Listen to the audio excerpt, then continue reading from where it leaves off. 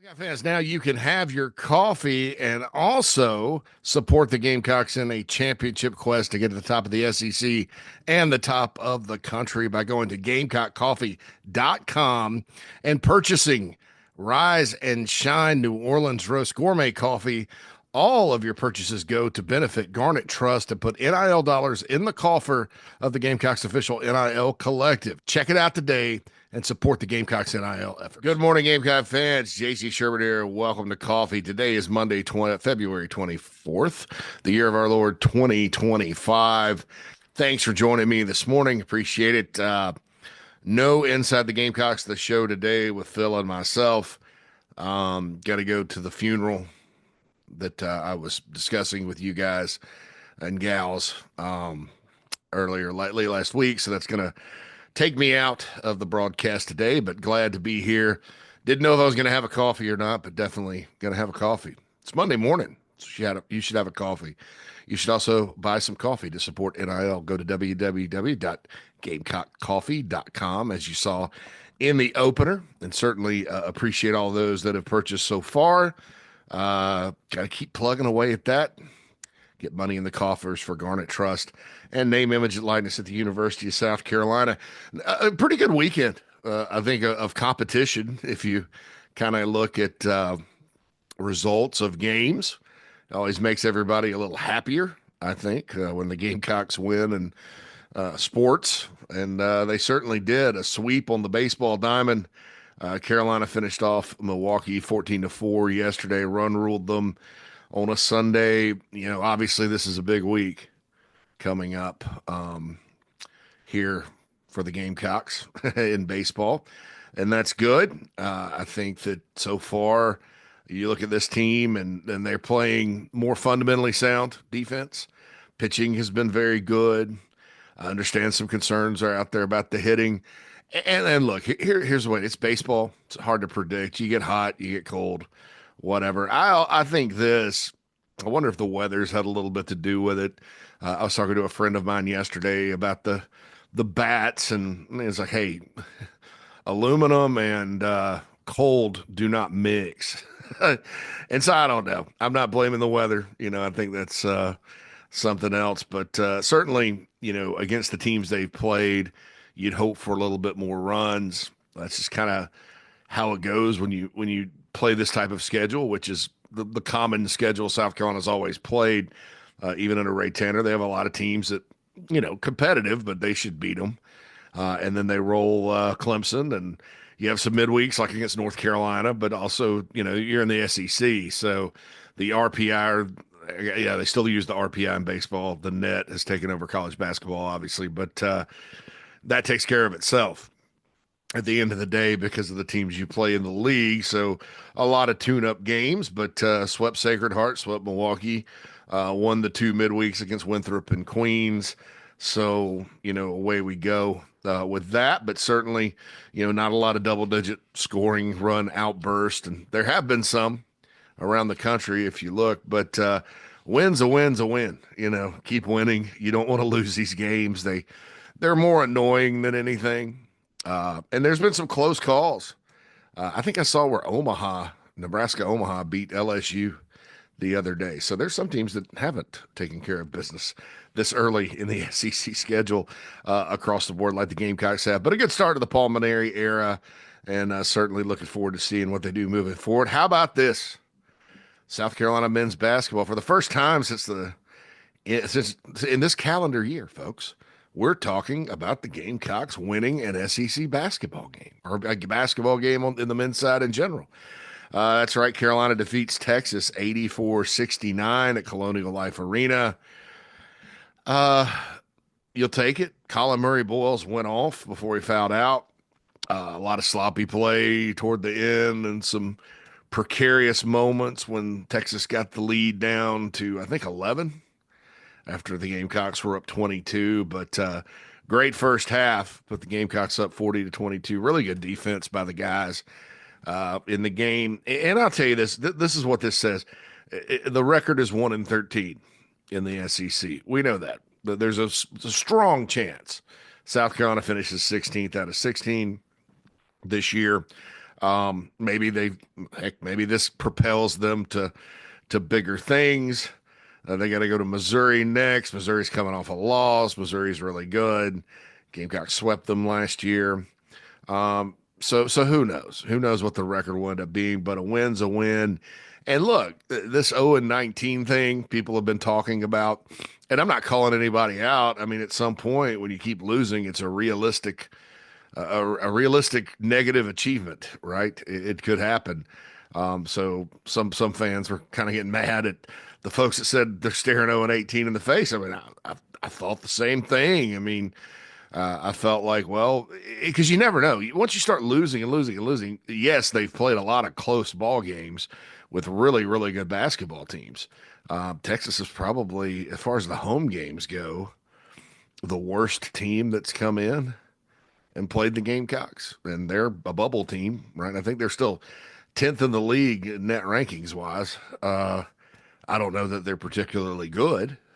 Certainly not as good as some of those other teams, but that's still that's still a formidable basketball team, and they're probably of the teams Carolina's played at home the worst one. And Carolina beat them by 15. So a win in that situation. And like I said, I'm not one of these people that's going to call anybody out about thinking 0-18 because I thought the same thing. But look, it's also this: if it weren't something that was if it were something that was completely unprecedented and crazy, yeah, I'd probably be like, it's crazy. Nobody ever goes. But Vanderbilt did it under Bryce Drew, now the coach at Grand Canyon. He's winning there. He's a pretty good coach, actually better than Jerry Stackhouse. So maybe Vandy should have thought differently before they made that move. Of course, Vandy's got a really good coach now, but he gets fired for that after his third year for going 0-18. And he did it, not 1-19 actually. And then last year, Missouri, who I just mentioned, Dennis Gates, after leading them to the NCAA tournament his first year, Missouri goes 0-19 in the league. So it's happened.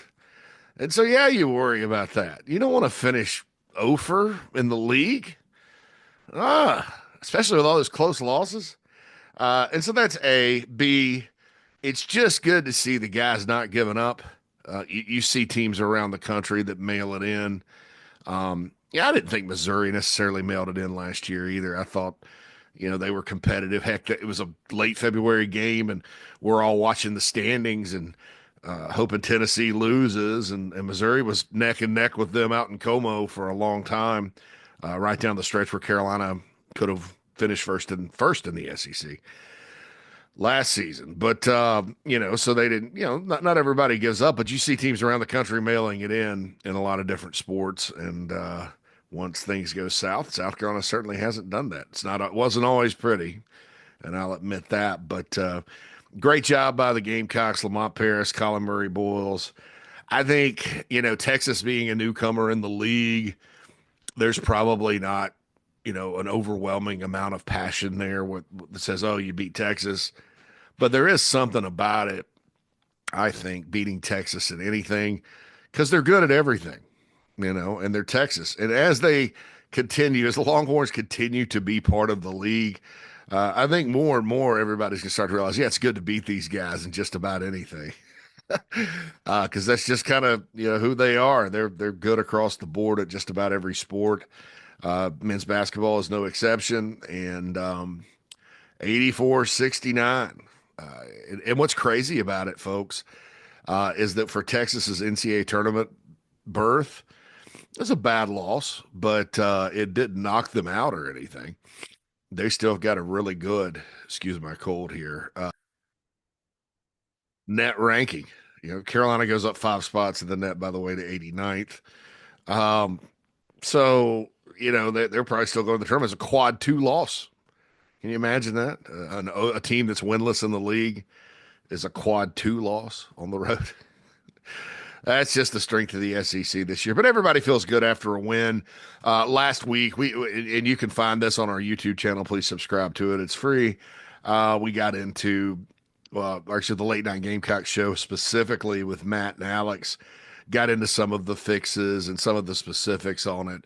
Matt, he's really really good analytical mind of not only the metrics and things like that you need in the course of a season, but the NIL topic, the roster building topic. He's a go-to guy for us for college basketball, the late night Gamecock himself, Matt Anderson. And they'll be back with a show this week, and then Matt will be on Inside the Gamecocks, the show with us on Friday to kind of hash it out. But congratulations to Lamont Paris.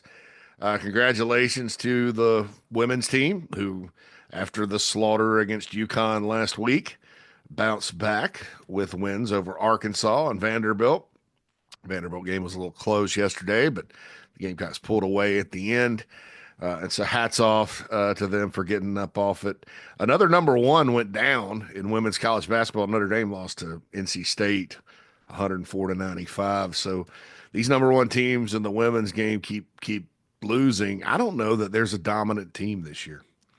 UCLA is probably the best, but it should be a pretty good NCAA tournament. I mean, last year everybody kind of slept until the Final Four, and even then, until you played Iowa, it was like, well, it'd be a real big shock if the Gamecocks don't win. That's probably not going to be the case this year. A lot of good teams on the women's side. So a big weekend for Gamecock athletics as far as that goes. Some not so welcome news on the recruiting end of things is Jared Curtis, who we've talked about here, the 5-star quarterback from Nashville, Tennessee. Was this expected right now? Probably not. Would this have been the ultimate outcome of his recruitment? Most likely. Yeah, but he also kind of has gone back and forth with a number of teams during this. He cut his list. The Gamecocks are out. Auburn's out. I guess North Carolina was never in it. They never had a scheduled visit. Canceled his visits. Remember, we went through all the visits last week, and I said, this is the way it is right now. And it's serious when they make reservations to come and all that good stuff. Well, they do get canceled. And here we go. I should have never said that, right? So he canceled it. The Gamecocks are out. It's now Oregon and Georgia, which is kind of what a lot of people felt it would be at the end of the day. And we'll see what happens if he ends up, doubling back and sticking with the Dogs, or if he ends up heading out to Eugene and playing for Dan Lanning and company, at least his first year. We know how these quarterbacks are. They tend to kind of move around. And I tell you, if you're South Carolina, it's not a bad thing that you kind of went this far with him. And that, because you never know. Aaron Oland ended up at South Carolina because he had a great relationship with Darren Usher because Auburn was recruiting him. He opted for Ohio State, and lo and behold, here he is on the Gamecock roster. So you never know. So you wish Jared Curtis all the best, and you move forward. So it's down to 2 on the football recruiting quarterback board right now. I wouldn't be surprised if somebody else enters the chat, so to speak. But Brady Smigel, or Smigel, I think I was told Smigel. I don't know. Smigel. Hale says Smigel. I guess I'll go with Hale. I was told by somebody that knows of Smigel. But anyway, Brady Smigel, Newberry Park, California, 6'5", 225.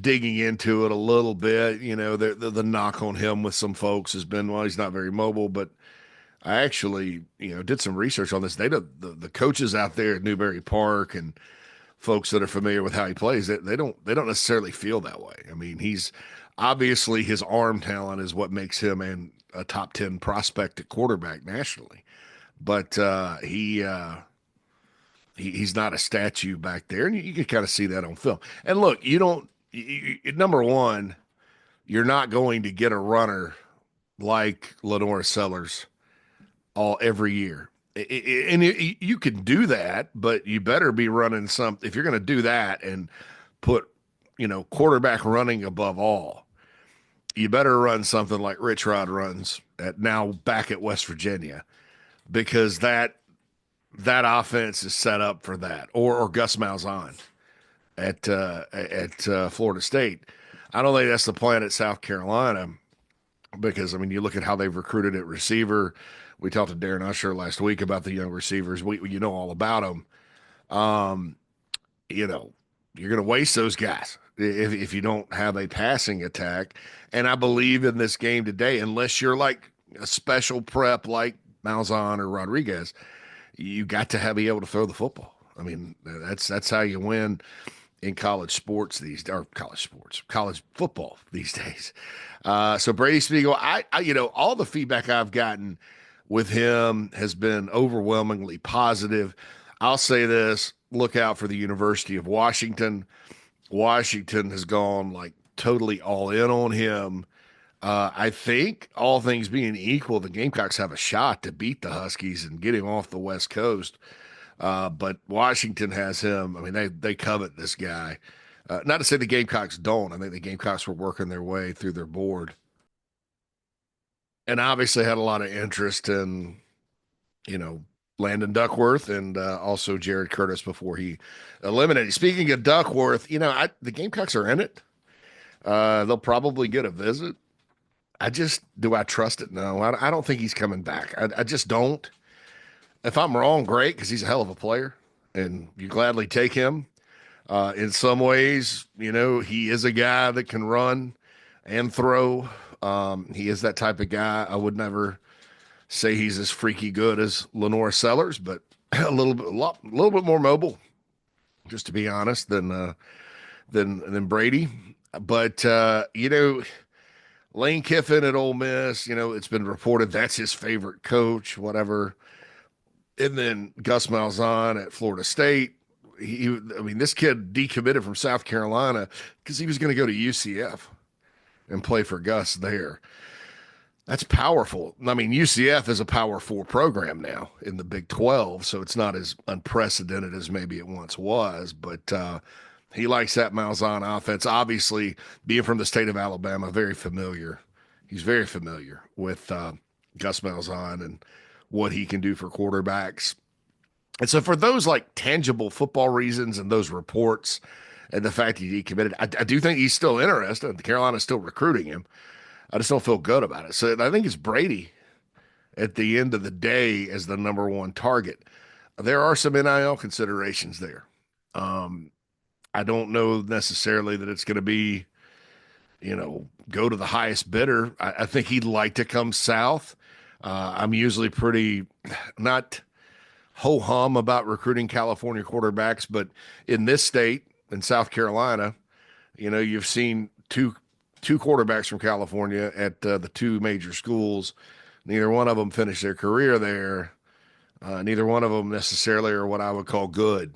In DJ up at Clemson and Ryan Helinski at South Carolina. And there is a rule of thumb in recruiting that the further you are from home, the better chance you have of not necessarily seeing it through. It's not to say it's never happened. But with Brady, you look at it, he was willing to go to Tallahassee, Florida for college, Florida State was where he was committed until he decommitted, and that's smart because I don't think he's a Malzahn quarterback. He's not a statue, like I said, but Malzahn's offense doesn't work a lot with guys like that. So smart move on both parts, but we'll see what happens. I think he's going to be unofficially visiting. I think that there'll be an official scheduled, and that could be the guy. It could be neither one. It could be none of the above. But that's okay because that's worked out for South Carolina. I think it'll work out with Cutter Woods. Cutter Woods, I think, is really good. The in-state class of 2025 quarterback.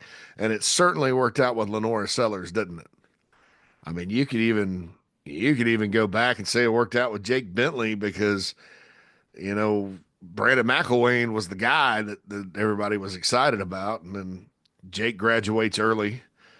By the way, you hear that about the early graduates, but I think that sometimes that second choice or alleged second choice or perceived second choice ends up being better than your first. It's crazy. Now sometimes your first choice, Connor Shaw's class, 2010, that was Marcus Lattimore's class. Only quarterback they recruited, only quarterback they wanted. They got him, best quarterback in the history of the school. It's kind of like that. So it does go both ways. But Yeah, I think that, when you look at the quarterback board moving forward, there could be some other entries into it as we move forward with that. Kind of the broader topic today, I will get to. I'm going to keep talking about things like this. I love geography and big picture, and it's February. Spring practice hadn't started yet. There's not a ton going on in recruiting because we're in a dead period. Although I will encourage everybody, go to our YouTube channel, just soak in that Darren Usher interview. It's really good, really encouraging stuff. I mean, you're not going to have anybody from the football department. Welcome to the Department of Football. The Department of Football. Is there uh, you don't want a Doge cutting the Department of Football? Secretary of Football. I don't know. I don't want to. I'm going to a funeral later. I'm trying to stay in good spirits until I go there and become an emotional basket case. But it's you look at the football. Nobody from there is going to come out on a podcast or an interview or be quoted and say, yeah, everything sucks. We missed on all these guys. We got a long way to go. Just being honest, this is tough. You're not going to hear that. But what you, and especially with a Shane Beamer led class, you do hear coaches sometimes though start building things into, oh well, we lost a lot. Oh my gosh, it's going to be hard to replace. Oh, I'm not. I mean, it's not belly aching. It's more realism. Um, and I think from the staff, you can, they're not going to go negative, but I do think Beamer, if you really listen to what he's saying, and decipher it, there are things that pop up, like he told you last year, the offense is going to get better as the season goes on, and it did. I don't think anybody was hearing the offense isn't going to be good against Old Dominion, right? But hey, he was right. It got better and better as the year went on. And so sometimes you can read between the lines on that, but you hadn't seen that. So I'm encouraged. I'm encouraged that that this group of receivers is going to, is looking as advertised right now. I think they need more players at that spot. I think, like Usher said, Nick Harbor's improved. Jared Brown's emerging as a leader, and that's a lot of that's been facilitated by the newcomers being really, really good and pushing them and competitive. Competition really helps. Really helps. So, but yeah, so go check out that Darren Usher interview on the website, on the YouTube page. Chief Sports South Carolina, right here where you're viewing this. Hopefully, if you're listening on podcast, go like or subscribe to our YouTube channel. Told you about GamecockCoffee.com. Another sponsor is Encapsulate USA. Mike Morgan and I have been on these mushroom supplements. They're outstanding for brain clarity, for physical energy. It gets you going during the day, keeps you calm in a way. Highly recommend them, and I don't always do that. So go to encapsulateusa.com, enter code JCM for 10% off. You get free shipping over $60, and you should be fired up about Encapsulate if you do that. That's the thing there. I recommend it. I like it, but to each his own. Just keep listening. Is all I got to say. But code JCM, $10 off. So my mic came unplugged when I did that first. So, um, I've been talking a lot about geography and big picture and how can South Carolina be good at everything. We've talked about it here, talked about it on the show. I've talked about expectations across the board at the University of South Carolina and how they're real, as far as, what I get from the fan base is, yes, football is probably the most important sport. It is. But the Gamecock fans want to be really good at everything, and they support everything. The men's basketball attendance thing and the crowd, the emptiness of the arena and stuff like that. It's a function of a lot of things and a different debate.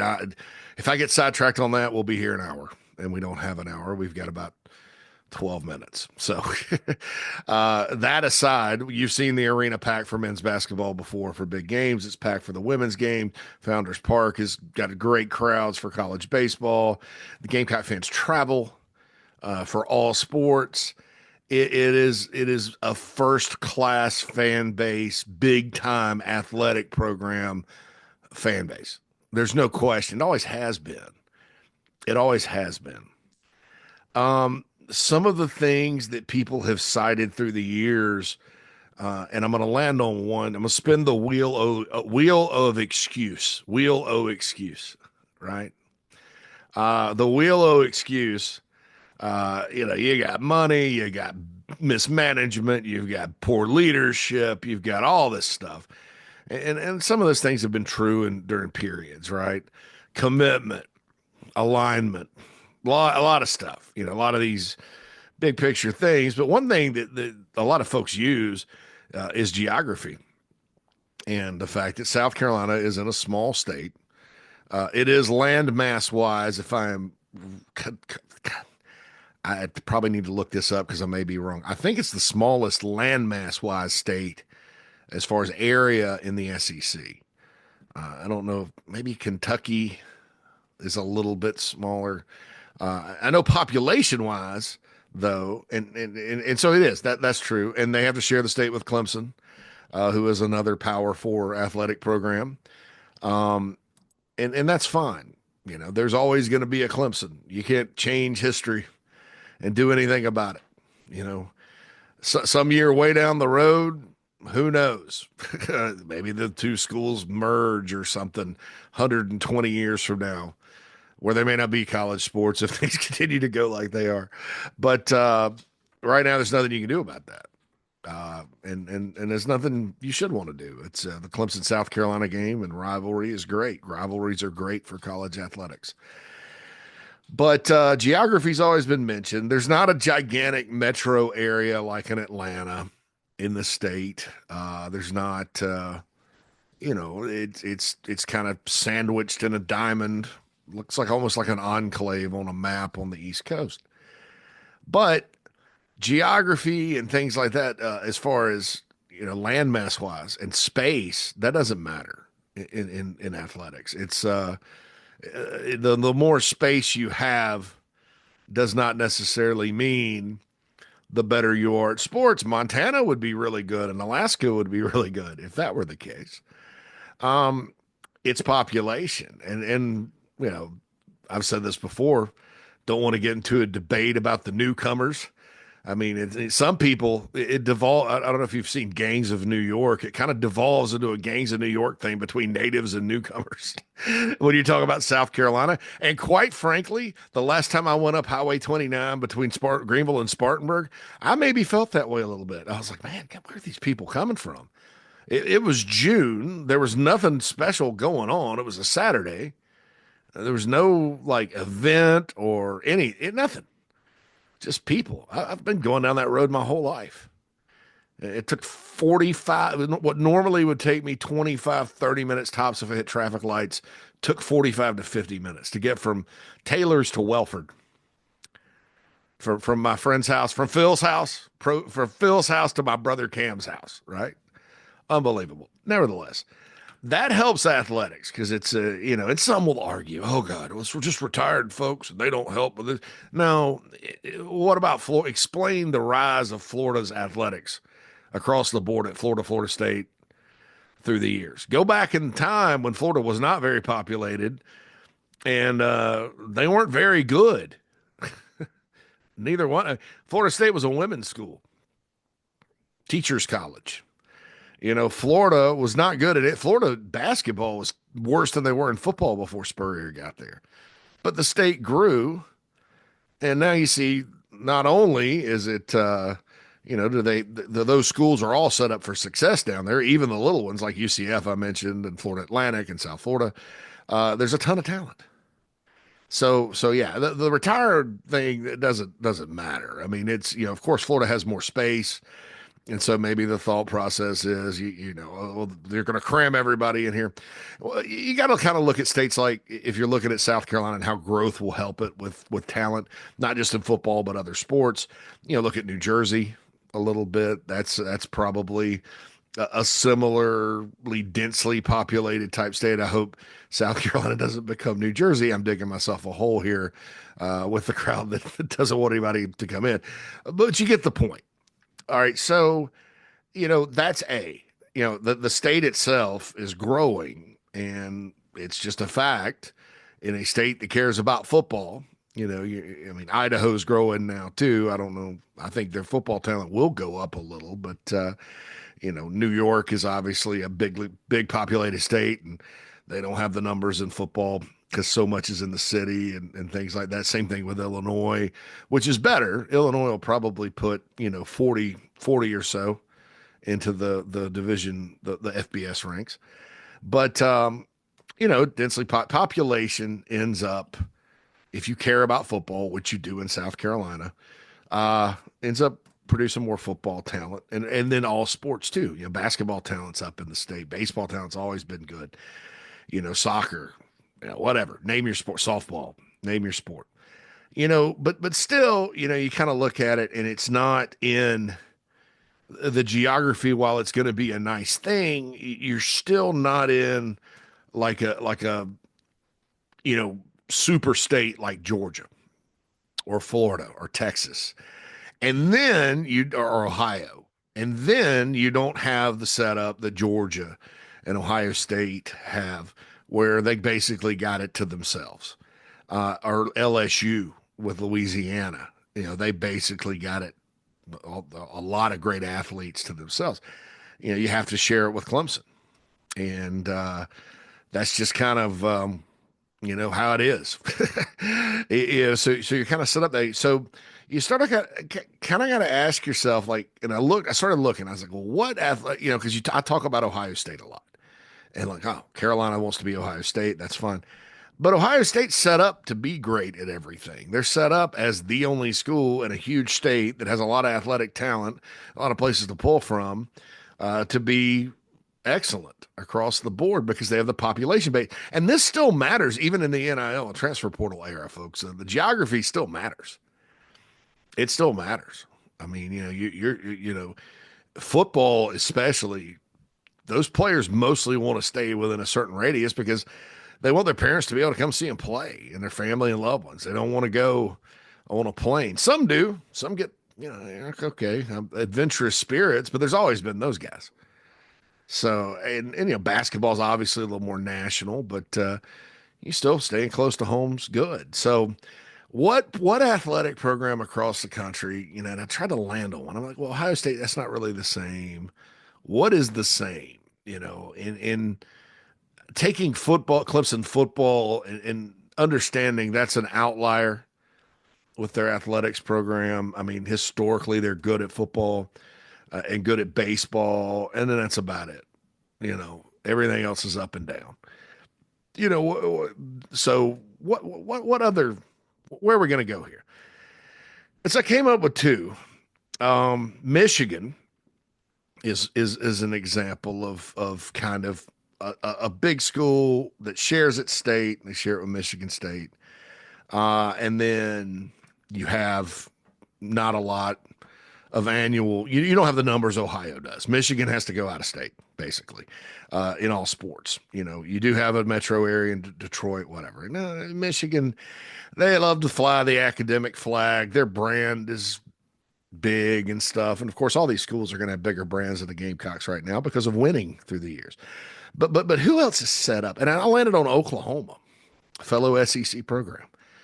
And you look at Oklahoma and you look at the size of the state and the amount of talent that's endemic to that state. And it's a nice group every year. It's probably a lot like South Carolina, as far as football goes. And that probably basketball's not there. Baseball talent's there. South Carolina's gotten some. It's a good state for baseball. South Carolina's landed players from Oklahoma through the years, right? But you look at kind of how it's situated, and I brought them up when I was raising this point earlier. And you're like, okay, well, Oklahoma's pretty good at everything, right? They are one of the top five winningest programs in college football. They've been to Final Fours in men's basketball and done really well. Have high expectations there.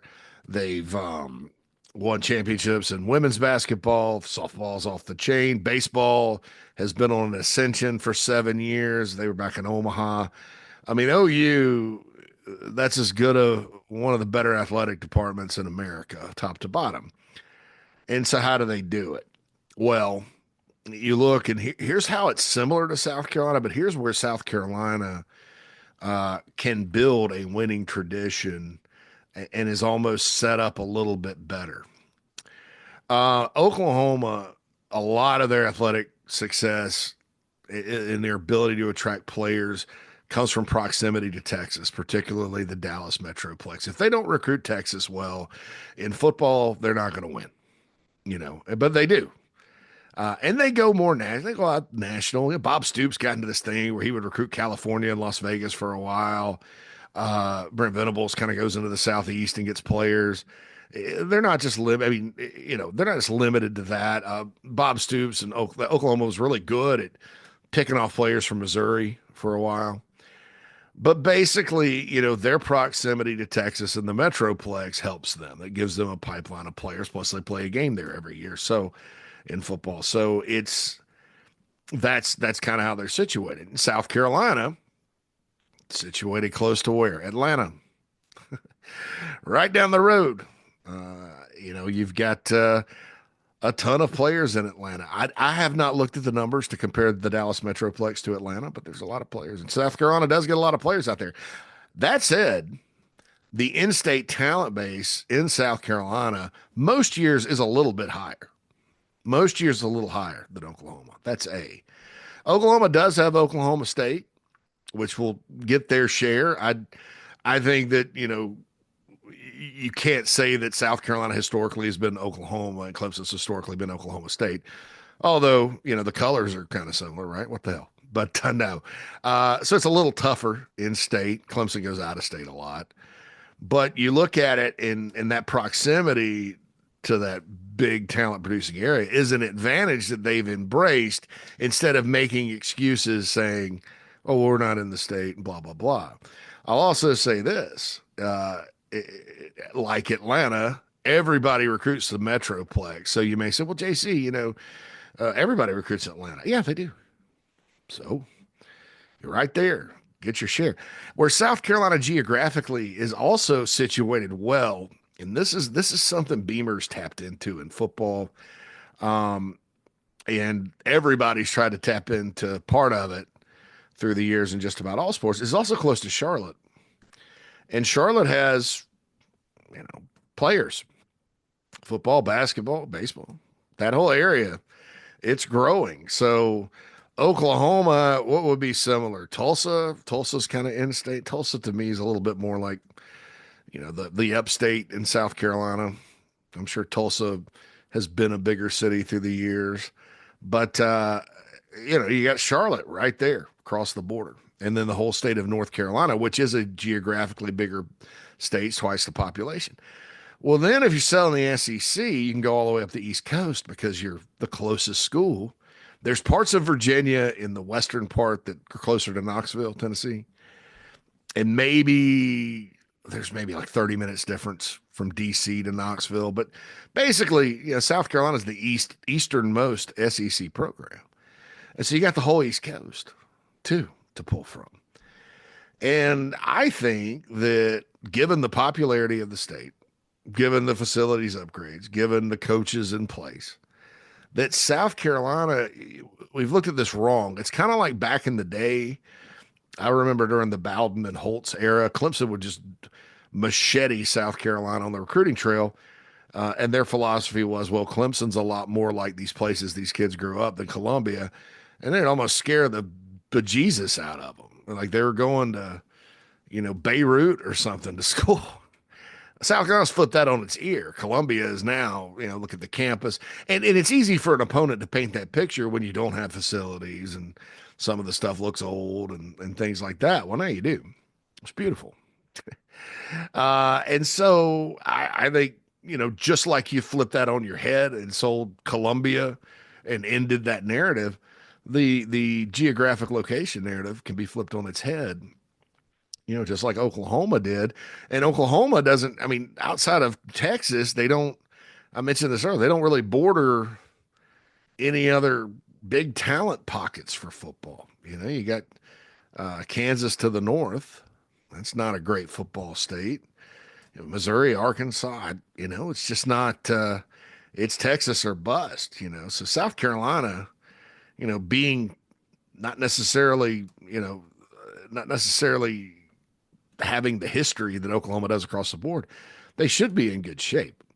Okay, so that's the foundation. You still have to go do it and execute, but I think that when I look at the future and kind of where everybody wants to go, that's something that should be embraced. I think that those excuses need to stop because, and I get this perspective too, living out of state most of the time. It used to be, gosh, when I lived in Georgia back 20 years ago, I almost felt like some people from freaking Chicken City of Gainesville, Georgia, my God, turned their nose up at me because I was from South Carolina.